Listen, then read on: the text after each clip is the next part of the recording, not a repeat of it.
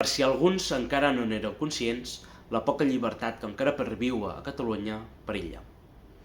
Just aquest mateix divendres 7 de març, els Mossos d'Esquadra han desarticulat una organització terrorista islamista i han detingut a 11 terroristes pakistanesos per fomentar l'assassinat i decapitació indiscriminada contra opositors a la seva doctrina totalitària. Com veieu, hem deixat entrar l'islamonazisme en virtut d'un absurd bonisme que ens mata, i ara en paguem les conseqüències.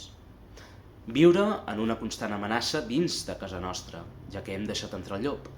I sí, és cada dia més evident que plegats hem de combatre l'integrisme islàmic i la immigració descontrolada per terra, mar i aire, perquè romandre passius només accelerarà la dissolució de la llengua, la cultura i la nació catalanes. I això no ho podem permetre.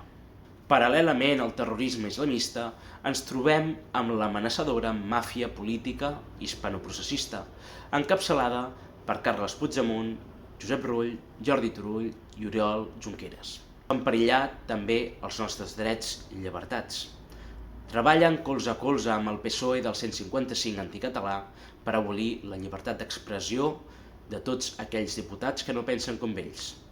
Volen repartir censura i sancions econòmiques contra tothom qui no està disposat a passar pel seu sedàs. Exacte, una autèntica caça de bruixes.